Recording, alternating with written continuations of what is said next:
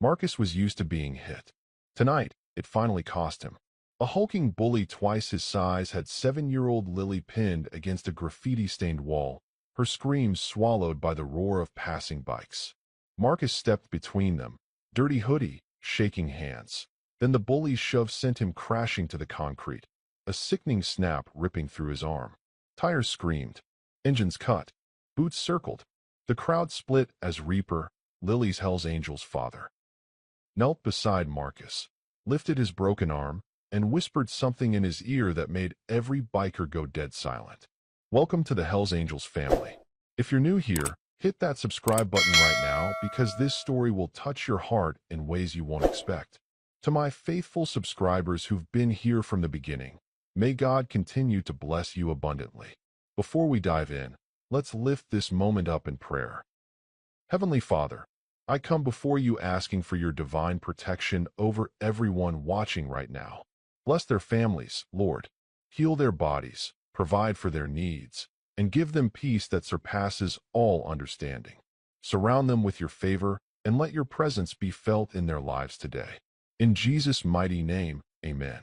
Now, what you're about to witness isn't just a story about a broken arm. It's about a forgotten 12-year-old boy who risks everything to protect a biker's little girl, and how the very people the world fears most become the family he never knew he needed. There isn't supposed to be this much fear in a place this ordinary. The alley behind Eddie's Diner in a quiet Los Angeles suburb is usually boring, smelling like fries, old coffee, and rain-soaked cardboard. Tonight, it feels like the whole world has narrowed down to one small, shaking boy trying not to drop a tray of dirty dishes. Marcus keeps his eyes on the ground as he hurries along the cracked pavement, the metal tray rattling in his thin hands. He's 12, all elbows and shadows, wearing a hoodie that's seen too many nights and shoes held together by hope and someone else's old laces. From the dining room windows, older customers watch him the way people watch stray dogs. Sadly, silently, pretending they aren't. He pretends not to see them staring. If he looks up, he starts wondering what it would feel like to sit at a table like that again. To be someone's son instead of someone's problem. Careful, kid. Eddie calls from the back door, voice gruff but not unkind. Those plates break. We're both in trouble. Yes, sir, Marcus answers automatically. He doesn't say. If these plates break, I lose the only place in this neighborhood that lets me wash dishes for leftovers. The back door swings shut behind him, muffling the murmur of conversation and the clink of silverware. Out here, the sounds are different. Distant traffic, a barking dog, the hum of the diner's old generator. And then, something else. A small voice. Hi. Scared, trying so hard not to sound like it. Please, the voice says, close enough to make his heartbeat stumble. Can I have it back? Marcus freezes mid-step. On instinct, he sets the tray down on a crate, the plates clinking softly. He tells himself it's none of his business. He tells himself he's just the kid who scrubs pans and pretends not to exist. He tells himself that if he gets involved, Eddie could tell him not to come back. But the voice shakes once, just enough, and it sounds so much like another voice he hasn't heard in almost a year. A little girl crying in a social worker's office as a door closed between them. His sister. Marcus swallows hard and steps toward the sound. The alley narrows near the back fence, where the brick wall pinches in and a battered dumpster leans like it's too tired to stand straight. That's where he sees them. Lily is pinned between the brick and a mountain of a boy. She's 7, her pink backpack hanging crooked off one shoulder, blonde hair and uneven pigtails. Tears glisten at the corners of her eyes, but she's biting her lip, trying not to let them fall. In her small hands, she keeps reaching up, fingers stretching for something she can't reach. Above her, a huge teenager, easily twice Marcus's size, holds a little spiral notebook just out of her grasp. Broad shoulders fill the narrow space. His jacket is too short for his arms, his jeans frayed at the cuffs, boots heavy on the uneven ground. He isn't hitting her. He isn't shoving her. He's just crowding her space, laughing at the drawings inside the notebook like they're the funniest thing in the world. They're not stupid, Lily says, voice wobbling.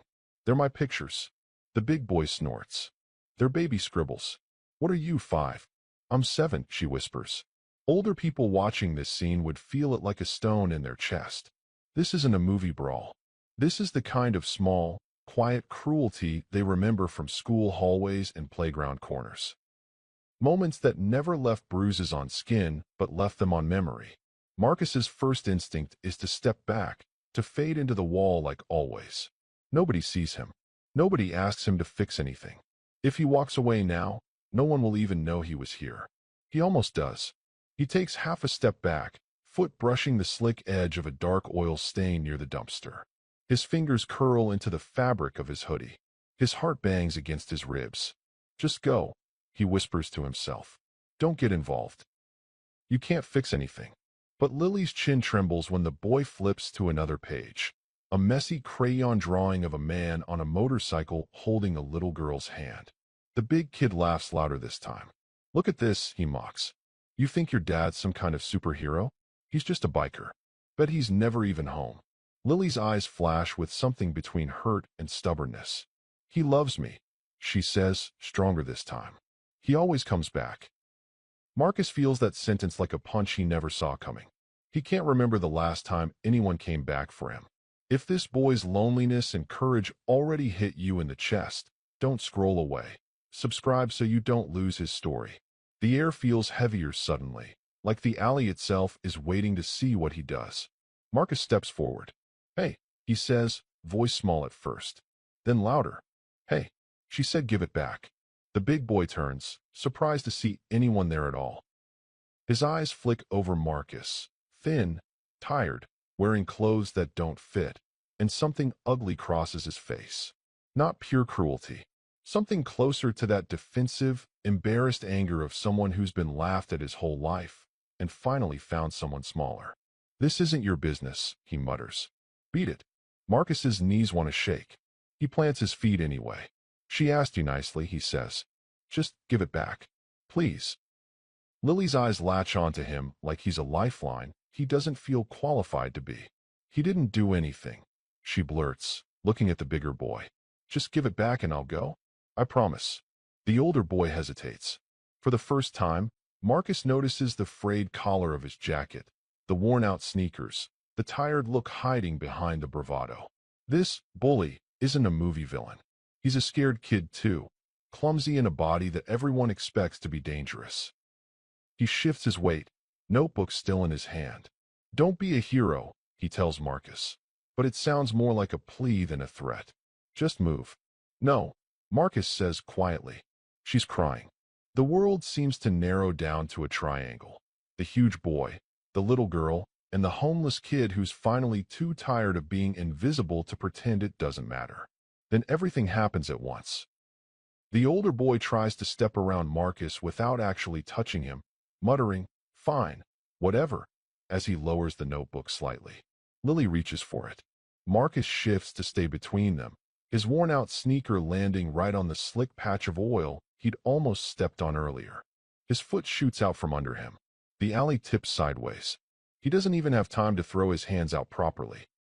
His right arm hits the pavement first, all his thin weight crashing down on bone that's grown without enough milk, enough rest, enough anything. The crack is like a gunshot in the narrow space. He doesn't scream.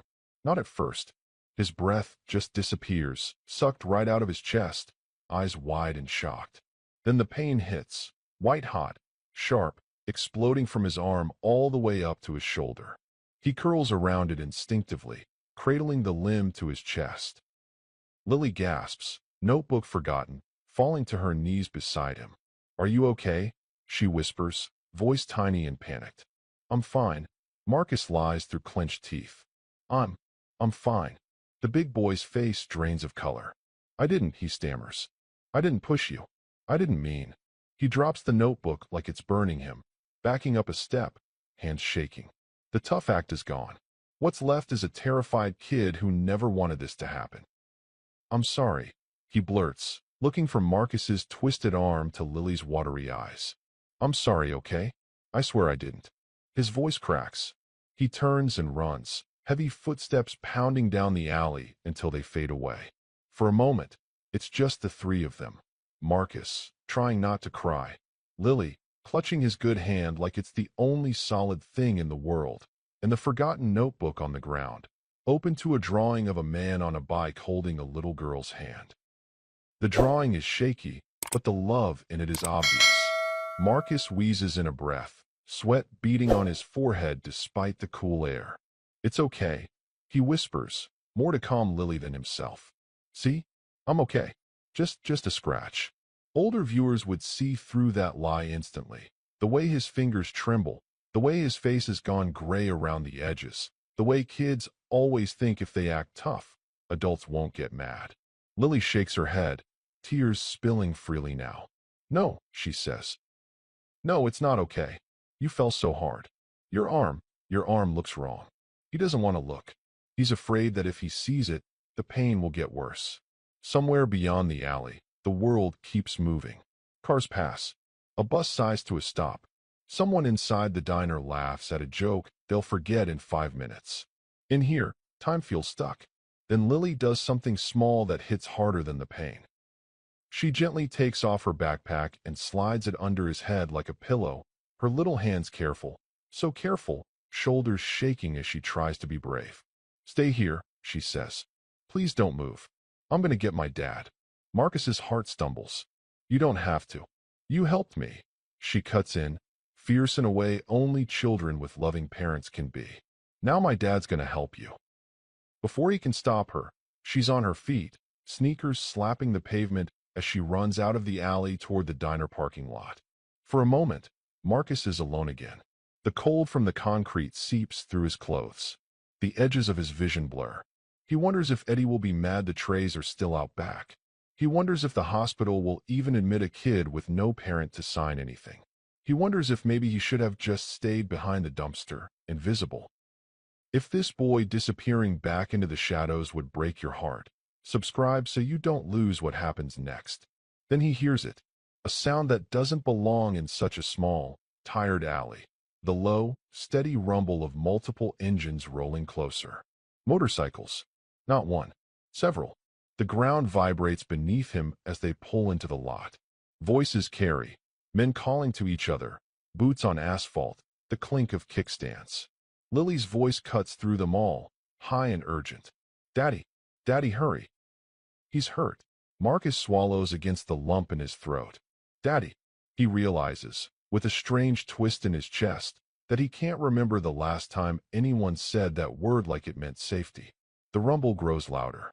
Shadows fall across the mouth of the alley as figures move into view, leather vests, worn jeans, patches that make people whisper and cross the street.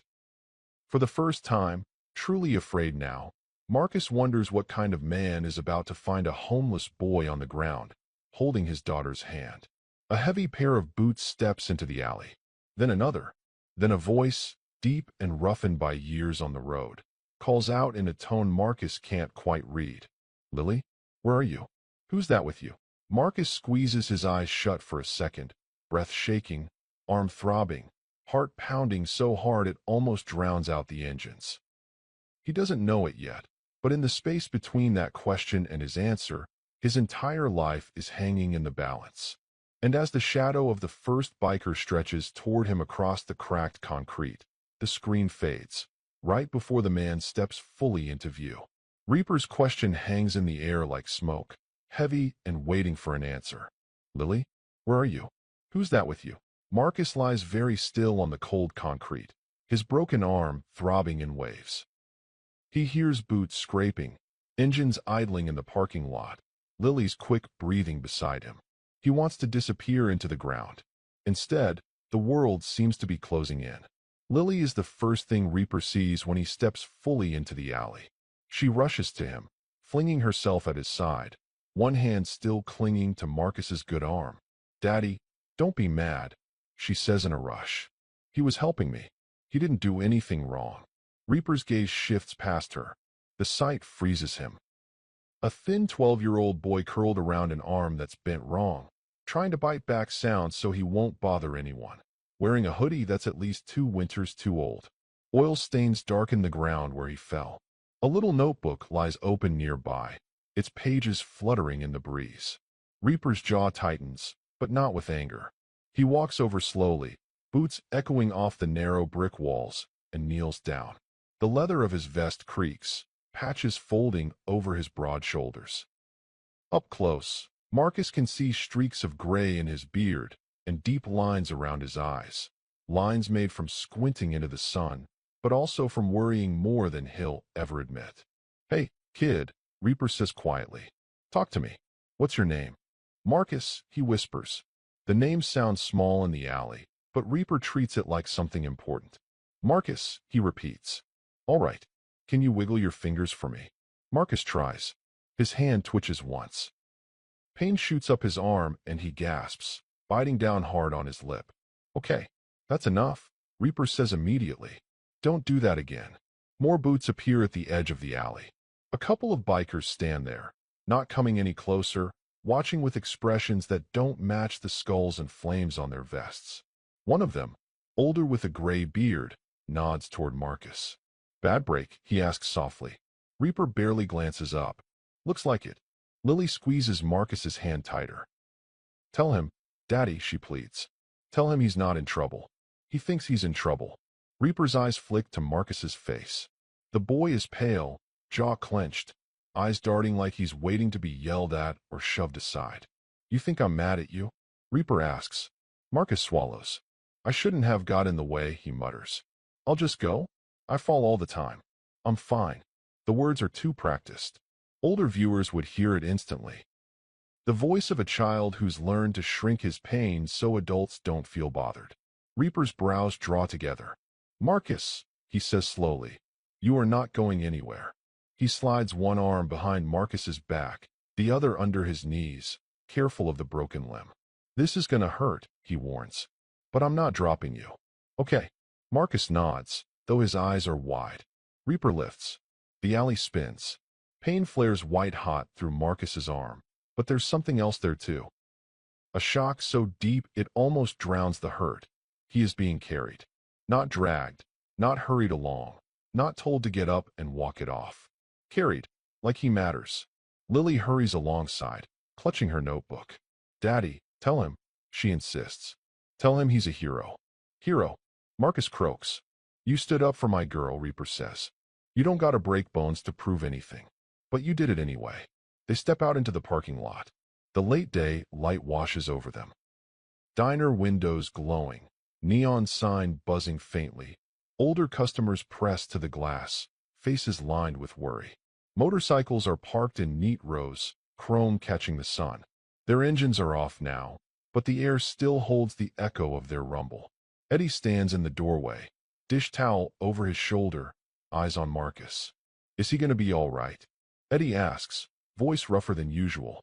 "Not if he stays here bleeding in your alley," Reaper answers. "Taking him to the hospital." Eddie nods, guilt flickering across his face. "Kid's been cleaning up for scraps for months," he admits. "I should have asked more questions." An older woman near the window presses her hand to the glass. "He's just a child," she whispers. "He shouldn't be out there alone." If seeing this boy finally noticed after everyone walked past him breaks your heart, like and subscribe so his story isn't forgotten again. Reaper carries Marcus to an old pickup parked at the end of the lot. One of the bikers jogs ahead, yanking the passenger door open. Lily scrambles into the seat, scooting over so Reaper can ease Marcus in beside her. He buckles Marcus in carefully, fingers steady despite the tension in his jaw. "You ever ridden in a truck like this?" Reaper asks. Marcus shakes his head faintly. "Not that I remember." "First time for everything," Reaper says. The way he says it makes it sound bigger than just a ride. He shuts the door gently and circles to the driver's side. Two bikes roll into formation behind the truck, like an escort. When Reaper starts the engine, the bikers do too, the low rumble surrounding them like a protective wall. As they pull onto the street, Lily leans closer. "Does it hurt a lot?" she asks. "Some," Marcus admits. "I've had worse." She frowns. "You're 12. You're not supposed to say I've had worse." He doesn't know how to answer that. Buildings slip by. The diner, a laundromat, a tired strip mall, rows of small houses with patchy lawns. Los Angeles hums around them, busy and indifferent. To everyone else, they're just another truck in traffic. To Marcus, This feels like crossing some invisible line. Where do you stay, Marcus? Reaper asks after a while, eyes on the road. Marcus stares at his shoes. Around, he says. Around where? Reaper presses gently. Just around. He licks his lips. Behind places. Under stuff. Sometimes shelters, if there's space. Lily's eyes widen. You don't have a room? She asks, like it's the strangest thing she's ever heard. Like, with a bed? And a nightlight? He gives a half shrug. I had one, he says. Before. Reaper glances at him. Before what, he asks. Marcus hesitates. The truth feels heavy in his mouth. Before they stopped trying to keep me and my sister together, he says quietly. Before they moved her somewhere else. Before they said I was harder to place. The phrase tastes bitter, like something he heard in a hallway and never forgot. Reaper's hands tighten on the wheel. He knows what it is to be labeled harder to handle, harder to trust, harder to fix. Different words, same message. You got any family here? Reaper asks. Anybody who checks on you? Marcus thinks about it. The list is short. A lady at the shelter sometimes asks if I'm eating, he offers. Eddie lets me wash dishes. A crossing guard gave me her extra gloves once. He swallows. That's kind of it. Silence settles over the cab. Outside, the city rushes by. Inside, it feels like time has slowed down to make room for this truth. The hospital appears ahead, squat and too bright, its sliding doors opening and closing like a mouth swallowing people and spitting them back out changed. Reaper pulls into the lot and parks. This part might be worse than the arm, he mutters. What part? Marcus asks. The questions, Reaper says. Inside, the waiting room is a patchwork of stories. A coughing child on his mother's lap. An elderly man with an ice pack on his knee. A teenage boy with a swollen finger cradled to his chest. Fluorescent lights buzz overhead, washing everyone in the same pale glow. Conversations falter as Reaper walks in carrying Marcus, Lily close behind. The woman at the registration desk straightens, eyes flitting over Reaper's vest, then settling on Marcus.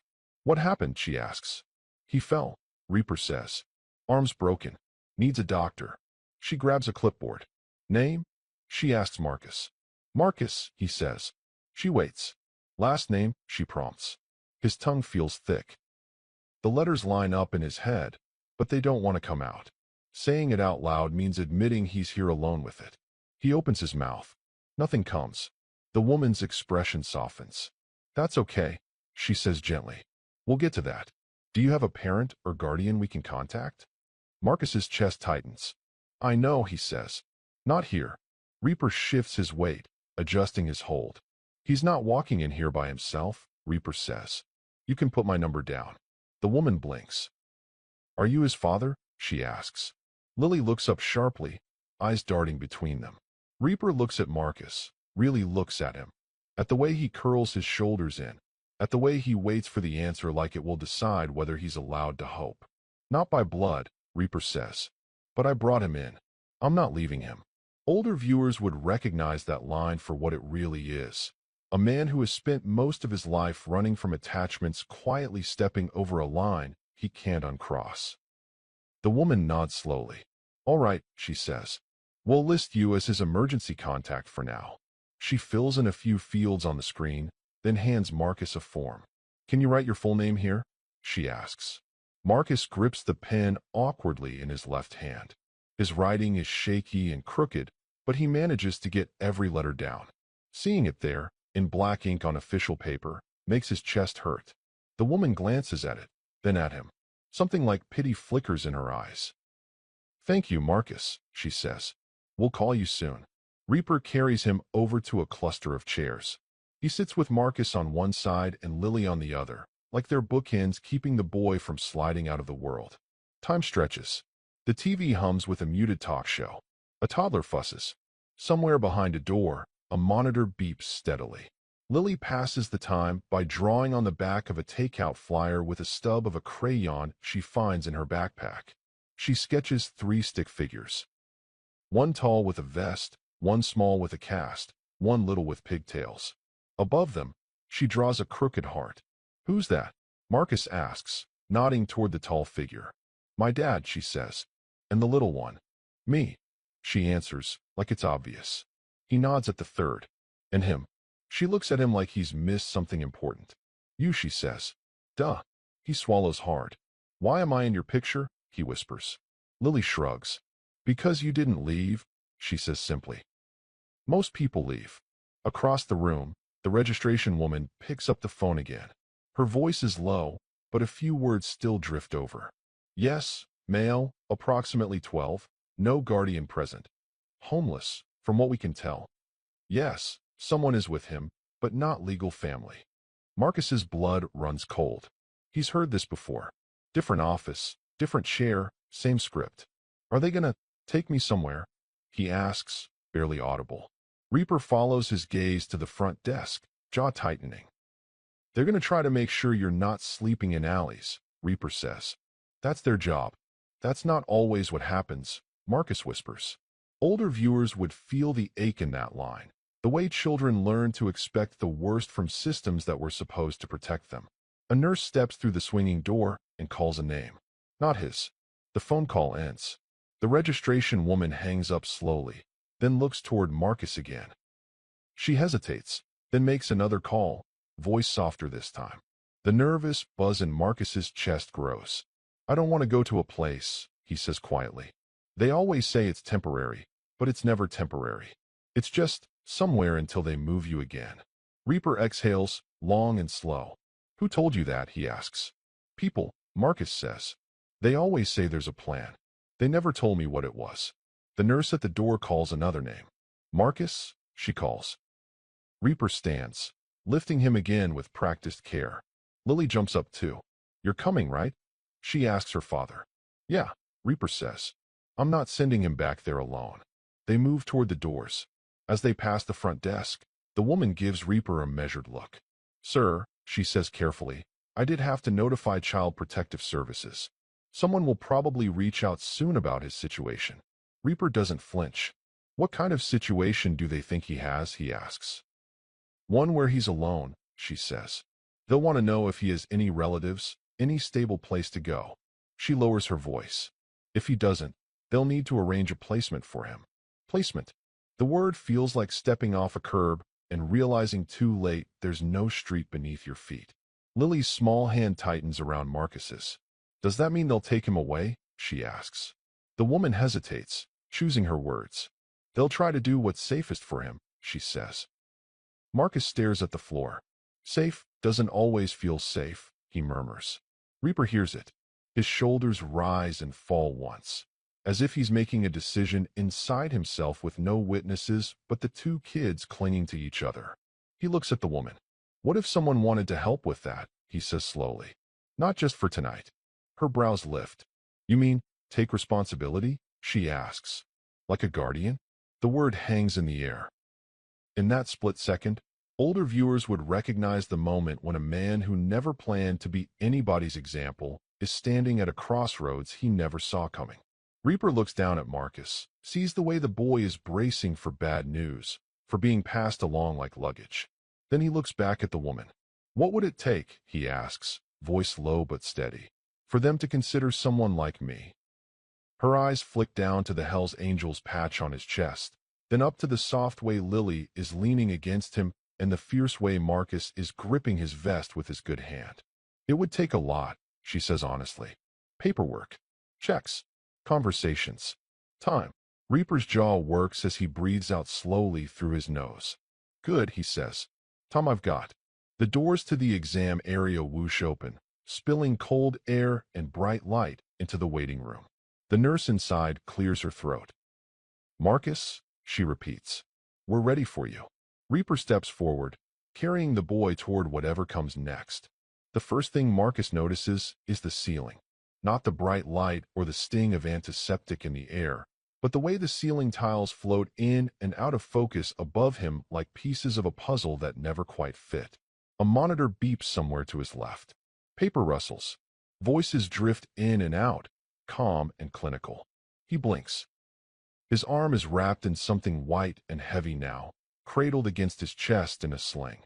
The raw, screaming pain has dimmed into a deep, steady ache, like a bruise stretching all the way into his bones. "Hey there, Marcus," a soft voice says. He turns his head. A woman in light blue scrubs stands at his bedside, her hair tucked into a loose bun, a badge clipped to her pocket. She smiles, not the tight professional smile he's used to, but something softer. "Arms all set," she says. "Clean break. You were very brave." He shrugs with one shoulder. "I fell," he mutters. "That's not brave." "Sometimes," she says, "trying to protect someone is." Before he can answer, the door clicks open. Lily slips in first, clutching her notebook like a shield. Reaper follows, shoulders filling the doorway, leather vest looking out of place against the pale hospital walls. He pauses, eyes moving straight to Marcus, as if making sure he's still there. "You're awake," Lily says, relief flooding her voice. Marcus nods. "How long was I out?" he asks. "Couple of hours," Reaper says. "They knocked you out to set the bone." "We waited the whole time," Lily adds quickly. "Daddy wouldn't let anybody make us leave." Marcus looks toward the window. Late afternoon has melted into early evening. The sky outside is turning the color of bruised peaches and streetlight glow. He hadn't expected them to still be here. "You didn't have to," he says. Reaper snorts softly. "Kid, you really gotta stop talking like you're an inconvenience," he says. "You're not a broken chair someone left on the curb." The nurse chuckles at that, then glances at the chart at the end of the bed. "Doctor will be back in a minute to go over care instructions," she says. "And someone from social services is on their way to talk to you, Marcus. Just so you're prepared." The words land like a stone in his stomach. "Okay," he says, but it comes out thin and tight. After she leaves, the room feels smaller. Lily climbs carefully onto the chair beside the bed, swinging her feet. Her shoes don't quite reach the floor. Reaper takes the other chair, sitting a little farther back, like he's giving Marcus space but refusing to go too far. For a few seconds, no one speaks. Finally, Reaper clears his throat. "How's it feel?" he asks, nodding toward the cast. "Heavy," Marcus says honestly. "And weird. Means it's doing its job," Reaper replies.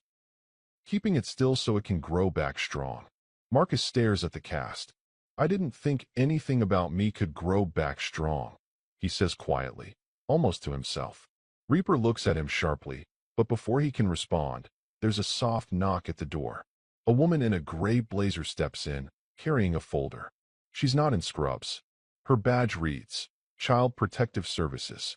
"Marcus?" she asks gently.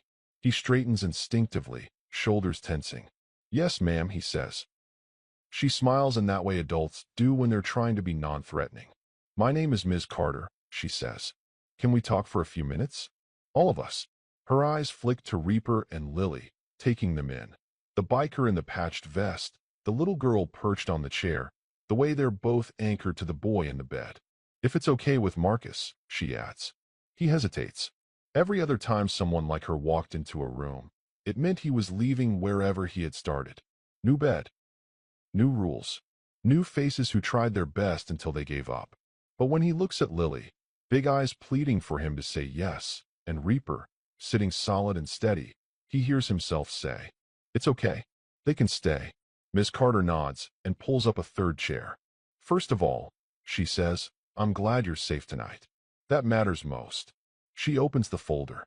Marcus sees his name written in black ink again. "Can you tell me where you've been staying?" she asks. He takes a breath. "Different places," he says. "Shelters, sometimes. Behind the diner, mostly. I didn't want to bother anyone." "Do you have any parents or relatives we can call?" she asks, voice careful. His throat tightens. "My mom," he swallows. "She died. My dad. I don't know where he is. Social workers tried to find him once. They couldn't. I was with my sister for a while. Then they moved her." His voice drops. "They said I was harder to place." Miss Carter's eyes soften. "I'm sorry," she says. "You've had a lot on your shoulders for someone your age." He shrugs, eyes on his blanket. "It's just life," he mumbles. Her gaze shifts to Reaper. "And you are?" she asks. "Reaper," he says, then adds, "Most people call me that. Government calls me Michael." "Are you related to Marcus in any way?" she asks. Lily opens her mouth. "He." Reaper gently puts a hand on her arm, stopping her. "Not by blood," he says. "I'm Lily's father. Marcus stepped in when a bigger kid was messing with her." Hurt himself doing it. We brought him here. You stayed, Miss Carter notes. Yes, he says simply. She studies him for a long moment. Hospital called to let us know a minor with no guardian information was admitted, she says. In cases like this, we look at placing the child somewhere safe, group homes, foster care, or, if possible, with certified relatives. She pauses. You're not listed as either. Marcus's stomach twists. He stares at his cast. So you're sending me somewhere? He asks. I don't want to send you anywhere, she says. I want to make sure you're not back on the street with a broken arm and no one to help you. That means finding a safe, stable place. Her words are kind, but they still sound like doors closing. Reaper shifts in his chair. What if that place, he says slowly, isn't on your list yet? Miss Carter looks at him. What do you mean? She asks. Reaper leans forward, forearms on his knees. He doesn't have anywhere else, does he? He says. No parents. No bed. No adults answering the phone when he gets hurt. You put him in some group place. He's just another kid on a bunk. Another file in a drawer. That's not what we want, she says quietly. But that's what happens, he replies. You know it. I know it. He knows it. Her silence is answer enough. Look, Reaper continues, I'm not a saint. I've made plenty of mistakes. But I have something you don't. What's that? She asks. He looks at Lily, then at Marcus. A kid who already trusts me, he says, and one who's starting to. Marcus feels his throat close up. You don't have to say that, he whispers. They never keep people like me very long. You'll get tired. Reaper turns to him, eyes sharp. Who told you you're something people get tired of? He asks. Marcus doesn't answer. He doesn't have to. Miss Carter closes the folder halfway, her fingers resting on the edges. Mr. Michael, she says carefully, are you saying you want to be considered as a guardian? He finishes for her. Yeah, I am. The room goes very still. Lily's eyes widen, hands flying to her mouth. Daddy, she breathes. You mean like he'd live with us? Reaper doesn't look away from Ms. Carter. If that's what he wants, he says. Then, to Marcus, if that's what you'd want. Marcus's heart hammers so hard he's sure they can all hear it. Live with them, in a real house? With a bed that's his? With someone who stays until morning? You'd want me there? He asks, voice breaking. Reaper frowns, like the question doesn't make sense. You broke your arm trying to protect my kid, he says. You think I'm just going to drop you back behind a dumpster and drive away? Tears prick Marcus's eyes before he can stop them. He presses his lips together, but one escapes anyway. Ms. Carter is watching closely. Michael, she says carefully, I'm not going to lie to you. This is not a small thing you're asking. There would be home checks, background checks, interviews, training. It's a process. I figured, he says. It may not be easy to approve, she continues. Your lifestyle, your record, your association with a club people don't understand. He finishes, his tone even. I know. We're not exactly poster parents. Lily sits up straighter. We're good, she says firmly. We're nice. We share pancakes. We walk the neighbor's dog when she's sick. She points at Marcus. And he already saved me. So we're even. Miss Carter's lips twitch despite herself. None of that is in the standard paperwork, she says, but it does matter. Marcus draws in a shaky breath. What happens if they say no? He asks. The question hangs there, ugly and heavy. Miss Carter doesn't sugarcoat it. Then we would place you in a licensed facility or foster home, she says gently. We'd try to keep you nearby, but there are no guarantees. Nearby? He's heard that word before too, and it always meant far enough that no one you care about can get to you. Reaper leans back, rubbing a hand over his beard. What if they say yes? He asks. Then, she says, we'd begin the process. It would still take time, but you could be considered for kinship style or foster placement with him, under supervision. She pauses. In either case, she adds, looking at Marcus, we are not leaving you alone. That much I can promise. Silence follows. Marcus stares at his hands. His good one is clenched into a fist on top of the blanket. Slowly, he uncurls his fingers. If I say I want to stay with them, he asks, does that even matter? Or do grown-ups just decide? Miss Carter's eyes soften. It matters a lot, she says. We're supposed to listen to what you want. Sometimes, the system isn't good at that. But your voice is part of this. He nods, swallowing hard. Lily shifts closer, her knee bumping the side of the bed. I want him to stay with us, she says simply. I don't care how many forms you need. Reaper huffs out a breath that might be a laugh. You're going to scare this lady off with all that honesty, he says. Not at all, Miss Carter says. It's actually refreshing. She looks at Marcus. If I push for this option, she says slowly, I need to know you want it. Not because you feel you owe them, but because it feels like home, or close to it. Home. The word feels too big for his chest. He thinks of nights behind the diner, curled up against cold metal. Of the shelter bunks, crowded and loud, where everything he owned fit in one plastic bag under his pillow. Of social workers with tired eyes, always on their way to the next kid. He thinks of Lily putting her backpack under his head like a pillow in that alley. He thinks of Reaper's arms around him, lifting him like he isn't heavy at all. I don't know what home feels like anymore, he says honestly. But this feels closer than anything else has in a long time. Reaper looks away suddenly, blinking hard. Ms. Carter closes the folder completely. All right, she says. Here's what I can do. I can flag this as a potential kin-like placement and request that you be discharged into temporary care under Michael's supervision. It would be conditional. Supervised. We'd check in.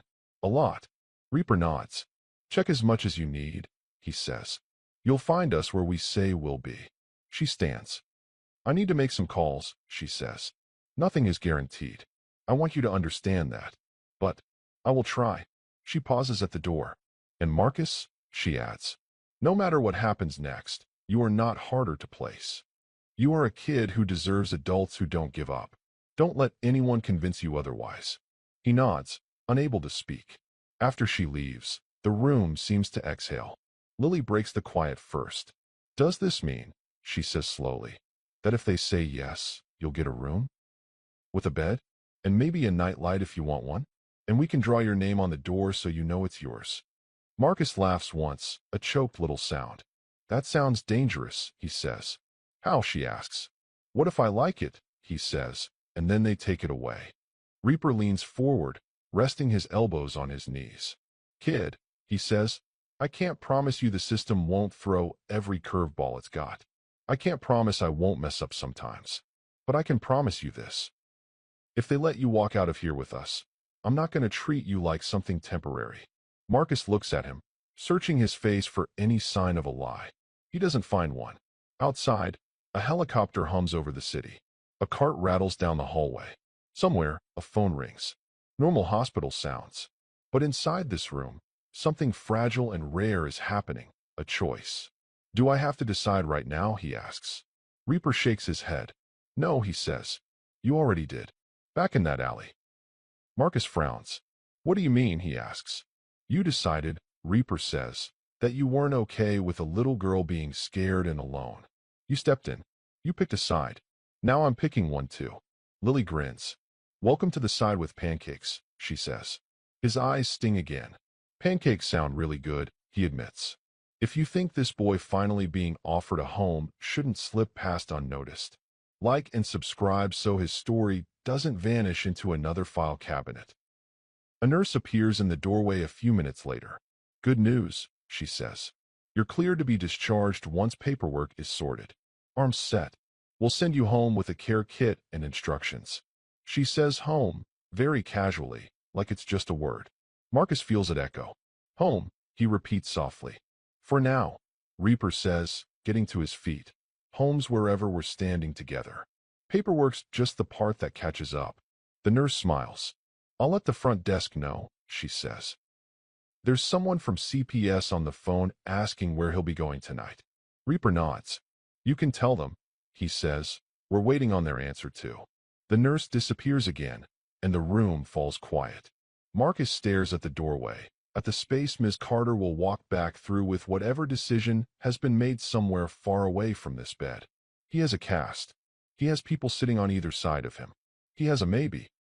For a boy who's had nothing but maybes that turned into no's, this one feels different. Dangerous. Precious. Ms. Carter's shadow hits the floor before she does. It stretches under the hospital room door, long and thin, right as Marcus tightens his grip on the blanket with his good hand. His heart thuds in his ears. Lily stops swinging her legs. Reaper straightens just enough in his chair that his leather vest creaks in the quiet. The doorknob turns. MS. Carter steps in with the same gray blazer, the same folder, but something in her eyes is different. Not bad. Not exactly good. Just heavier. Like whatever she's carrying isn't simple. Marcus's mouth goes dry. Well, she says softly, closing the door behind her. I spoke with my supervisor. The words no kid wants to hear. Lily slides off her chair and moves closer to Marcus's bed, fingers curling around the rail. Reaper doesn't move, but his hands laced together tightly, knuckles paling. Is he? Marcus starts, then stops. Am I going somewhere? The last word comes out smaller than he means it to. Miss Carter lets out a slow breath and pulls the chair closer to the bed. Marcus, she says, you remember what I told you. Nothing like this is instant. There are rules we have to follow. He nods, eyes locked on her face. I spoke to my supervisor about 2 options, she continues. 1, placing you immediately in a group facility or emergency foster care. 2, allowing you to be discharged into temporary care with Michael and Lily while we start the formal process. She glances at Reaper. He's very persistent, she adds, a faint smile tugging at the corner of her mouth. Reaper just grunts softly. So what did they say? Lily blurts. Miss Carter looks at Marcus, not at Reaper, when she answers. They said yes, with conditions, she says. Time seems to pause. Yes, Marcus echoes slowly. Yes, she repeats. You are allowed to leave the hospital tonight with Michael and Lily, but it will be under what we call monitoring. I'll be checking in. There will be paperwork, home visits, and this is not yet a permanent placement. Do you understand? He doesn't breathe for a second. You mean I?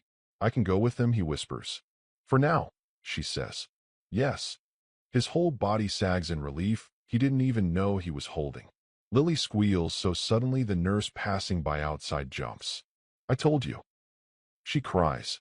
I told you she was the good kind of office lady. Miss Carter laughs under her breath. I don't know if anyone's ever called me that, she says. But I'll take it. Reaper's shoulders drop a fraction. What's the catch? He asks, because men like him always expect one. Miss Carter opens the folder. You'll need to bring him to follow-up appointments, she says. Make sure he takes care of the cast. School will need to be addressed. Documentation. Background checks. I'll need to see your home. There will be questions about stability, income, your record. She meets his eyes evenly. None of that scares me, she says. But it will be work. Reaper nods slowly. I've done harder things for worse reasons, he says. This one seems worth the fight. She turns back to Marcus. This is important, she says. If at any point you feel unsafe, unheard, or like this isn't what you want anymore, you tell me. I'm not here to take you away from something good. I'm here to make sure the people who want you are ready to keep you. The word keep hits him harder than yes did. Okay, he says, voice thick. I want to go with them. For a second, he's terrified someone will say, too late, decisions made without you. Nobody does. Miss Carter stands. All right, she says. I'll finalize your discharge with the front desk. They'll bring your paperwork and some instructions. Then, you go home with them tonight. She heads for the door, then pauses. Oh, she adds, one more thing. Marcus? Yeah, he asks. Her expression softens. You're allowed to be happy about this, she says, even if it scares you. After she leaves, the room feels different. Bigger, like the walls moved back to make space for something new. Lily is already planning 3 steps ahead. We have an extra room, she babbles happily. It has boxes in it now, but we can move them. You can have my old lamp with the stars on it, and Daddy can put your name on the door with his big metal letters he uses in the garage. Do you like blue? Or red? We can paint. Maybe. If the landlord says it's okay. If not, we can just tape stuff up and... Lily, Reaper says gently. She stops, cheeks flushed. Let him breathe, he murmurs. Marcus is quiet, staring at his cast. I've never... He starts, then lets the sentence die. Never what? Reaper asks. Never left somewhere with people who wanted me to leave with them, he says. It was always me leaving. or them sending me away. Reaper's jaw tenses. Well, kid, he says, get used to the other version. We're not dropping you off at a bus stop. A calm knock interrupts them. The nurse returns with a clipboard, a small bag, and a stack of papers. Discharge time, she says cheerfully. Marcus, these are your care instructions. No heavy lifting. No getting the cast wet. Come back if anything feels wrong. She hands a pen to Reaper. You'll sign here as the responsible adult, she says. And just know that CPS will be following up. You're in their book now. In a good way. Reaper signs, the pen looking small in his hand. Marcus watches the signature like it's some kind of magic. One scribble of ink that ties his name to someone else's. The nurse passes Marcus the small bag. Extra sling. Some pain medicine, she says. And a little surprise. He peeks inside. There's a pair of soft, thick socks. Brand new, still rolled. No holes. No thin patches. Just warm. For the first night somewhere that isn't concrete, she says with a wink. His throat burns. Thank you, he whispers. They help him sit up slowly. The hospital gown is replaced with his hoodie, carefully maneuvered around the cast. Reaper does most of the work, Lily holding the sleeve open, tongue poking out in concentration. It's awkward, slow, gentle. When he's finally ready, Reaper offers his hand. Ready, he asks. Marcus nods. His feet touch the floor. Every step out of that room feels like it should echo down the hallway. It doesn't. To the rest of the hospital, they're just another discharge. To Marcus, it feels like crossing a line he's been circling for years. They pass the nurse's station. One of the nurses lifts her hand in a small wave. Take care of that arm, Marcus, she calls. And let those two fuss over you a little. You've earned it. He ducks his head, but he smiles. At the front desk, Ms. Carter is on the phone, but she looks up as they approach. For a moment, Marcus catches her watching him, not as a case, but as a kid walking out with something he didn't have when he came in. She ends the call and leans over the desk. I'll see you in a couple of days, she says. I'll call first. Don't be scared when I show up. It just means I'm doing my job. He nods. Thank you, he says.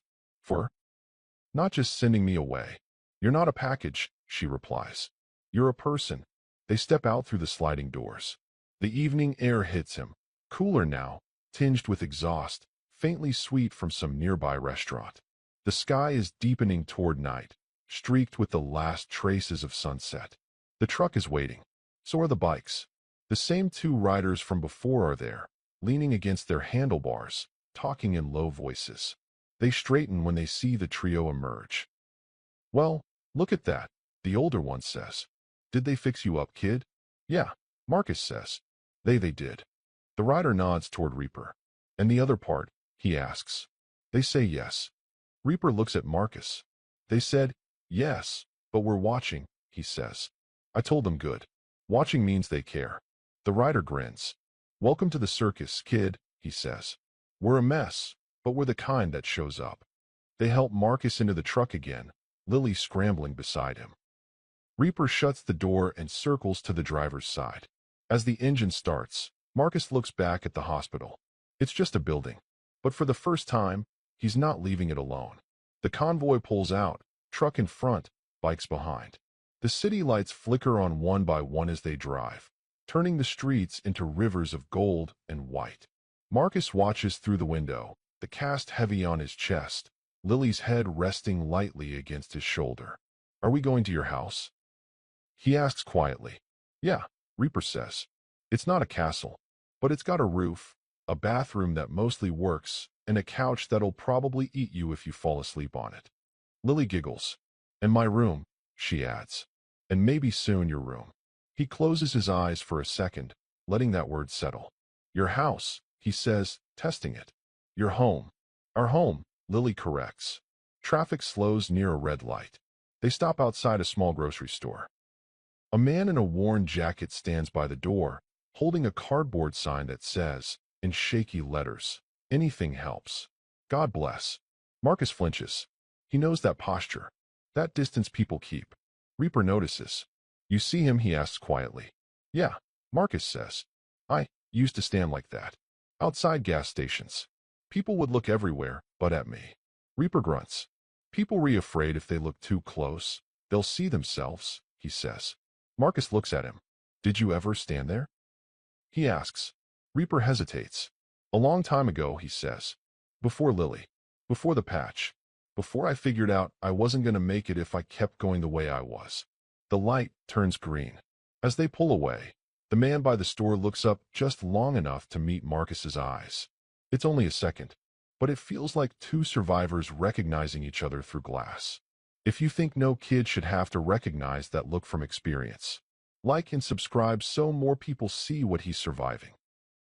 The neighborhood changes as they drive. Less neon, more porches. Narrow houses lined up shoulder to shoulder, some cared for, some tired. Laundry flaps on a balcony. A dog barks behind a fence. Reaper turns down a side street. This is us, he says. They pull up in front of a modest, slightly lopsided house with peeling paint and a chain-link fence. A porch light glows over the front door like a small, stubborn star. Marcus stares. It's nice, he says. Lily laughs. You don't have to lie, she says. The roof leaks sometimes, but never in my room. Daddy put a bucket there. Reaper kills the engine and turns to face Marcus fully. It's not fancy, he says, but it's honest. Everything inside was paid for by work, not luck. You're welcome in all of it. The words feel like a key turning in a lock. They help him out of the truck. The bikes pull up behind, engines cutting off one by one. The quiet that follows feels louder than the noise did. The front gate creaks when Lily pushes it open. She leads the way up the short path, skipping over a cracked section of concrete. Careful there, she calls back. Daddy keeps saying he'll fix it, but he forgets. Reaper snorts. Now I got two people to remind me, he says. At the door, Lily fumbles with a key, then pushes it open.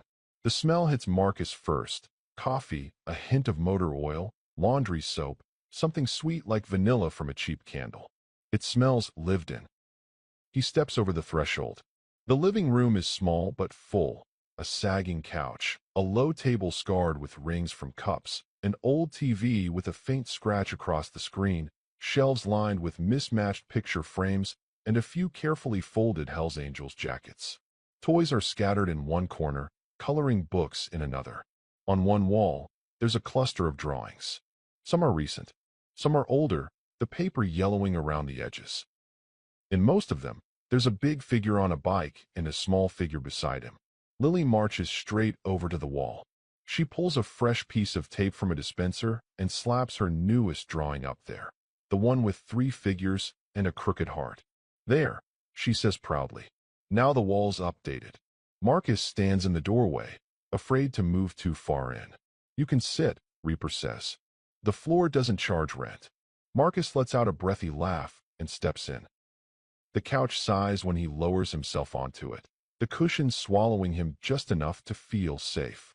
Lily disappears down the hall and comes back dragging a pillow almost as big as she is. This is for your arm, she says, propping it under the cast. They said keep it elevated. That means up, not droopy. Got it, he says, a smile tugging at his mouth despite everything. Reaper drops his keys in a bowl by the door, then stands in the middle of the room for a second, taking it all in. The boy on the couch, the girl fussing with the pillow, the fact that his house looks suddenly less empty than it did this morning. You hungry, he asks. Marcus hesitates. Always, he admits. Reaper nods toward the kitchen. Good, he says. We've got a rule here. No one sleeps hungry if we can help it. He heads to the kitchen. Pots clink. A cabinet door thumps. The smell of something warming, soup, maybe, and toast, starts to drift out. Lily climbs onto the other end of the couch, folding her legs under her. You okay? She asks. Yeah, he says. It's not entirely true. He's scared, overwhelmed, waiting for someone to say it's a mistake. But for the first time in a long time, okay, feels like it might be possible. Lily looks around the room, then leans closer. You know what the best part is? She whispers. What? He whispers back. You're here before your stuff is, she says matter-of-factly. Usually people have stuff before they have a person who wants them. You get the person first. He swallows hard. I don't have much stuff, he says. A backpack, some clothes, a picture of my sister I drew from memory. Her face lights up. Then we'll get you stuff, she says. One thing at a time. Socks. A toothbrush. Maybe a blanket that doesn't smell like everyone else used it first. He laughs softly. That sounds really nice, he says. Footsteps thud down the hall outside. Voices float in through the window. Neighbors moving around, someone laughing, a TV playing a game show. Normal sounds. The kind of background noise kids with homes ignore. To Marcus, it sounds like proof the world goes on even when one boy's life quietly shifts on its axis. Reaper returns with 2 bowls. He sets one carefully in Marcus's lap, balanced so it doesn't jostle the cast. Steam curls up, carrying the smell of chicken and noodles. It's not fancy, but it's hot, and it's his. He picks up the spoon with his left hand. It's clumsy. The first scoop almost tips. Lily casually steadies the bowl with her hands. No big deal, she says. You'll get better at left-handed stuff. I'm ambi something. Daddy says it just means my hands can't pick a side. Ambidextrous, Reaper calls from the kitchen. Yeah, that, she says. Marcus takes a bite. It's just soup, but it might as well be a feast. They eat quietly for a few minutes. Then there's another sound. A knock. Not on their door. On the front gate. 3 sharp raps that cut through the room. Reaper's head snaps up. Lily's spoon freezes halfway to her mouth. Marcus's heart drops into his stomach. Expecting anyone, he asks, voice small. Reaper sets his bowl down slowly. No, he says. I'm not. The knock comes again. Same rhythm. Same weight. Reaper wipes his hands on a towel and moves to the front window, peeking through the curtain. Out on the sidewalk, under the streetlight, stands a figure Marcus recognizes. Gray blazer, folder hugged to her chest, expression unreadable in the yellow glow. Miss Carter. She's not alone.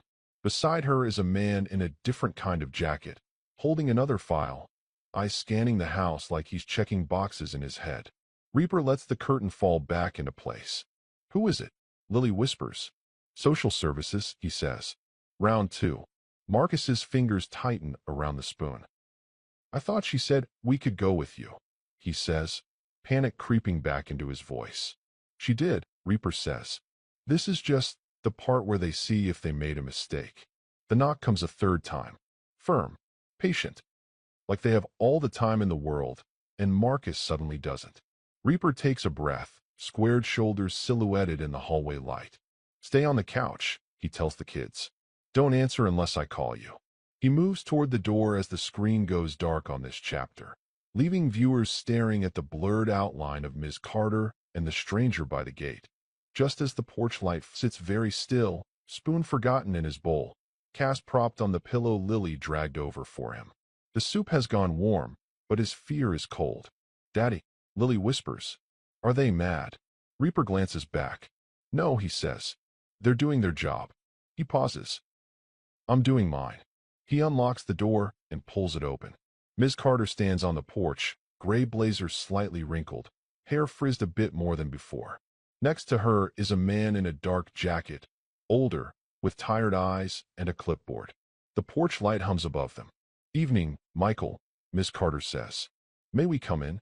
If you're here to see the kid, you're not doing it from the sidewalk, Reaper replies. Yeah, come in. She steps inside. The man follows, closing the door behind them. From the couch, Marcus watches them cross into the living room, suddenly painfully aware of every scuff on the floor, every mismatched cushion, every patched spot of paint. He wonders if houses get judged the way kids do. Too rough, too risky, too much work. Lily moves closer to him, chin lifted like she's ready to argue with any adult on the planet. Ms. Carter's eyes sweep the room, not with disgust, but with patient attention. Couch, table, drawings on the wall, backpack by the door, cast on the pillow, 2 bowls of half-finished soup.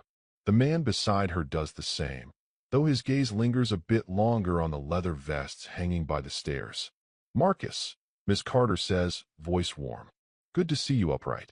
Hi, he says quietly. This is Mr. Alvarez, she adds, gesturing to the man. He oversees certain placement decisions in this district. He wanted to see things for himself. Mr. Alvarez nods. Hey, son, he says. You okay? Marcus glances at Reaper, then back. Yes, sir, he says. My arm hurts. But I'm okay. Can we sit? Miss Carter asks.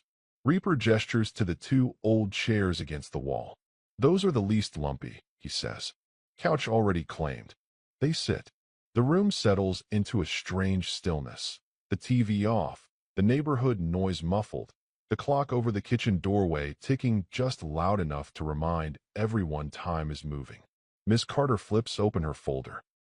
This is not a surprise removal, she begins, looking right at Marcus. Take a breath. We aren't here to grab you and go. He doesn't realize he's been holding his breath until it rushes out of him in a shaky exhale. Then, why are you here? He asks. We're here because, she says, when we allow a child to leave a hospital with someone who's not a relative, people above my pay grade get nervous. They want to know where that child sleeps, how he eats, who's watching him. Her eyes soften. And sometimes they want to double-check that I didn't let my heart overrule my judgment. Lily crosses her arms. Well, your heart was right, she says. He has socks now, and soup, and a pillow, and me. Mr. Alvarez smiles faintly. Those go in the plus column, he says. He glances at Reaper. Mind if I ask you a few questions? He says. Pretty sure you're going to whether I mind or not, Reaper replies. So go ahead. Do you work? Alvarez asks. Yeah, Reaper says. Garage, 3 blocks over. Bikes, cars, trucks if they're not too fancy. Long hours, decent pay. Cash and legit both. Who watches Lily while you're at work? He asks. School during the day, Reaper says. Club brothers when I'm stuck late. They know the rules. Nobody drinks around her. Nobody. And now? Alvarez asks. Now, Reaper says, I got one kid who calls me dad and another one who keeps flinching when adults say his name. So I got no room left for stupid. Alvarez studies him, then turns to Marcus. How about you? He asks gently. How's he been so far? Marcus shrugs with one shoulder. He carried me out of the hospital when he could have left, he says. He made sure I had food before he ate. He let me sit on the couch that sinks in the middle instead of the chair with the spring sticking out. He didn't talk about me like I wasn't in the room. He swallows. That's more than a lot of adults. Do you feel safe here? Alvarez asks. Marcus looks around. The room is cluttered. A little rough. The ceiling has a faint water stain in one corner. The carpet is worn, but there are drawings on the wall. A backpack by the door. A pillow under his arm. A girl who scoots closer whenever he looks nervous. A man who keeps standing between him and every unknown. Yes, Marcus says. I feel more safe here than most places I've been. Alvarez leans back, eyes flicking once more to the vests by the stairs. Clubs like yours, he says to Reaper, don't exactly have a clean reputation. Reaper nods. Some of that's earned, he says. Some of it's what people think when they see leather and bikes. We don't pretend we're choir boys. But there are lines we don't cross. Kids are one of them. You'll find half the guys in that clubhouse grew up like him. He nods toward Marcus. Nobody stepped in. We remember what that felt like. Miss Carter closes her folder halfway. I've seen foster homes with nicer furniture than this, she says quietly, where the kids' eyes look dead. And I've seen cramped apartments, shared rooms, hand-me-down everything, where the kid looked like the center of the universe. She looks at Marcus. I care a lot more about which one you're closer to. He doesn't speak, but his gaze slides to Lily, then to Reaper, then to the soup bowl cooling on the table. Alvarez clears his throat. Marcus, he says, we have a few choices right now. We can move you to a facility with staff and rules and other kids. We can find a foster home in the system and place you there. Or we can treat this like a trial. Supervised placement with Michael and Lily while we go through every step we'd normally drag out over months, but with you in the place you've chosen. Is that allowed? Marcus asks. Not always, Alvarez says. Sometimes it's too risky. Sometimes the adults aren't ready. Sometimes the kid isn't. But sometimes, he glances at Miss Carter. Sometimes making a child sleep one more night in a bed he doesn't trust just because the paperwork isn't done feels like the bigger risk. The room feels like it's holding its breath. What do you want, Marcus? Miss Carter asks, not leading him, not catching his eye with signals. Just asking. He could say what he thinks they want to hear. He could say he doesn't want to cause trouble, that maybe a group home is easier, that he's used to temporary. but something in him is tired of being easy to move. He pauses, searching for words. I want to stay where people would notice if I didn't come home.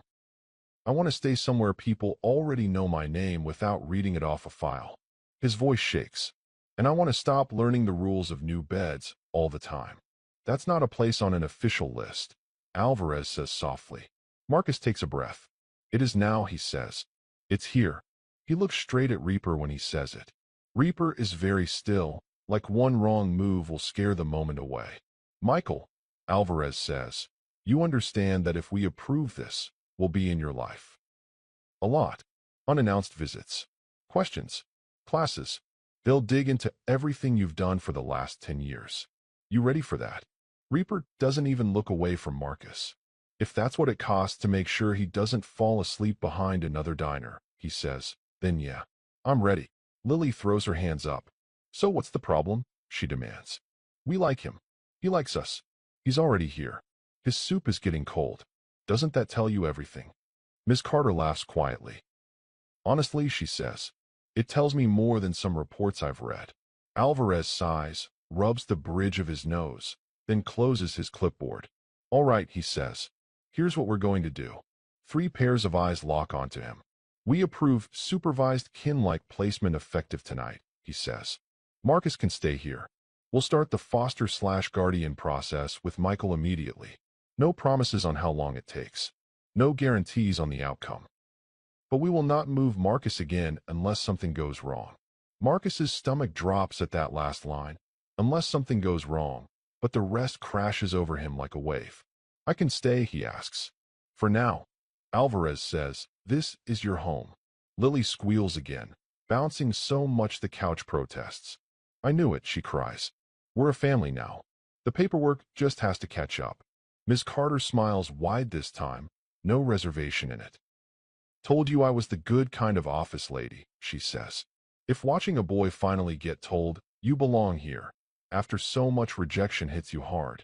Like and subscribe so more people see stories where kids are chosen, not discarded.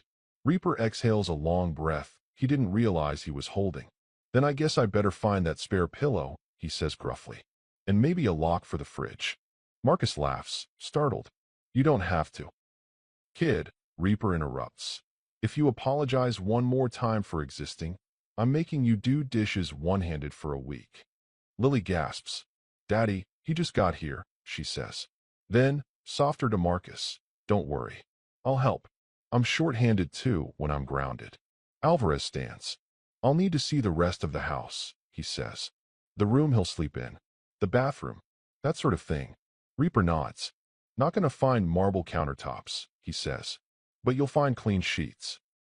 He leads Alvarez down the hall. Ms. Carter doesn't follow. She stays in the living room, turning her chair so she's facing the couch. You holding up? She asks Marcus. He nods, then shakes his head, then laughs at himself. I don't know what I'm doing, he admits. I feel like, if I move too fast, this will disappear. It won't, she says. We don't hand out these kinds of placements easy. We fought for this. You fought for this. So did that little hurricane next to you. Lily grins. I told him you were good, she says. My radar is never wrong. Ms. Carter leans forward. May I ask you something? She says. Sure, Marcus replies. If we had said no, she says, if we'd told you you had to go to a group home tonight, what would you have done? He thinks about it. I would have gone, he says quietly, because I never had a choice before. But I would have stopped believing that telling the truth matters. She nods slowly. Then I'm glad we didn't teach you that lesson tonight, she says. Footsteps return down the hall. Reaper and Alvarez come back. Well, Miss Carter asks. Alvarez shrugs. Room needs work, he says. Kid needs clothes, school supplies, probably more than 2 pairs of socks. But I've seen kids with their own walk-in closets who would kill for this much attention. He looks at Marcus. Tomorrow, he says, you and I are going to talk about school. About your sister. About what you want to be when you're not surviving. But tonight, you rest. He turns to Reaper. We'll schedule the first home visit and initial interview, he says. Try not to give me reasons to regret this. Reaper snorts. You'll be back, he says. You people always are. We will, Alvarez agrees. That's the point. He heads for the door. Ms. Carter lingers a second longer. You know where to reach me, she tells Marcus. If anything changes, good or bad. He nods. Thank you, he says, for seeing me. Thank you, she replies, for letting us. They leave. The door closes with a soft click. Silence. Real silence. No monitors. No echoing hospital halls. Just the hum of the fridge, the faint buzz of the porch light, the neighbor's TV muffled through the wall. Lily tilts her head back and lets out a long, dramatic sigh. Well, she declares, that was a lot of grown-ups in one day. Reaper leans against the door for a moment, eyes closed, then pushes off and steps back into the living room. He looks at Marcus, really looks, like he's measuring whether the boy still believes what was just said. You okay? He asks. Marcus nods slowly. I think so, he says. It feels weird. What does? Reaper asks. Hearing people talk about my life, Marcus says, and letting me be in the room while they decide it. Reaper's mouth curves. Get used to that too, he says. You're not a stray we took in for a night. You're part of this. Part of what? Marcus asks. Reaper gestures vaguely around the room. This, he says. Chaos. Noise. Pancakes on Sundays. Laundry nobody remembers to fold. A kid who will absolutely steal your socks if you leave them on the floor. He nods at Lily. And a dad who's trying to do better than the one he had. Lily beams. We also have movie night, she adds. We watch old stuff sometimes. Daddy says it's so I remember when things were made to last. Marcus leans back against the couch. Do I get a chore? He asks, half joking, half serious. Reaper barks out a laugh. Look at you. Angling for responsibilities, he says. Tell you what. First chore is simple. Heal. Sleep. Eat. Learn how to drink milk without spilling it left-handed. I can do that, Marcus says. And when that's done, Reaper says, we'll talk about trash day. Lily leans her head on Marcus's uninjured shoulder. Can I tell you a secret? She whispers. Yeah, he says. I was scared too, she admits. When they came to talk about you, I thought they might say no. And then you'd leave. And then every time I drew a picture, there'd be an empty spot where you were supposed to be. He swallows. I was scared they'd say yes, he says. And then take it back later. She thinks about that. Maybe we can both be scared, she decides. And still stay. He nods. That sounds fair, he says. Reaper glances at the clock. It's late, he says. Important people, he nods at the kids, need sleep. Marcus, you can take the extra room. It's full of boxes right now, but I shoved them to the side. There's a bed. Might squeak a little. It's clean. Marcus hesitates. Are you sure? He asks. I can take the couch. Reaper shakes his head. You've slept on enough couches you didn't choose, he says. Take the bed. He helps Marcus stand, careful of the cast. Lily trots ahead, flicking on the hallway light. The extra room is small. Boxes line one wall, labeled with things like tools, old jackets, misc. A simple bed sits against the other wall, made up with a plain gray blanket and a pillow that still smells faintly of laundry soap. A small dresser stands empty. The window looks out over the backyard, where a lone tree leans against a wooden fence. It's not much. It's everything. Lily runs to the dresser and pulls open a drawer. Empty, she announces. See? It's like it was waiting for you. Marcus steps inside slowly. Are you sure this is okay? He asks Reaper. Reaper leans against the doorframe. You see anyone else living here? He says. That room's been holding my past for too long. Time it held someone's future. He nods at the bed. Go on, he says. Try it out. Make sure it doesn't bite. Marcus sits on the edge. The mattress dips under his weight, then holds. It's softer than concrete. Softer than shelter bunks. Softer than anything he's slept on in months. He lies back carefully, cradling his cast. The ceiling here has no water stains. Just a faint spider web in one corner, catching a bit of hallway light. Reaper steps in and sets something on the crate being used as a nightstand. A cheap little lamp with plastic stars around the shade. Lily said you might want this, he says.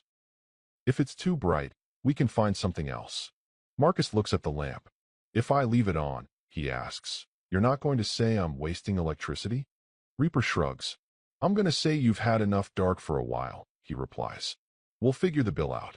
Lily hops onto the foot of the bed, careful of his legs. I'll bring your socks, she says. The new ones. And tomorrow we can draw a sign for your door. It'll say Marcus's room. Unless you want it to say something else. We can vote. He stares at her. My name, he says, is enough. She grins. Then that's what it'll say. Reaper moves to the door. I'm just down the hall, he says. You need anything, you yell. Loud. Don't be polite about it. Marcus nods. Okay, he says. Reaper flicks the lamp on. Soft light spills across the blanket, painting small stars on the wall. Welcome home, kid, Reaper says quietly. He starts to turn away. Reaper. Marcus blurts. Reaper pauses. Yeah.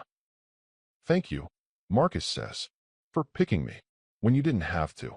Reaper's eyes shine a little in the lamplight. Truth is, he says, you picked us too. Don't forget that.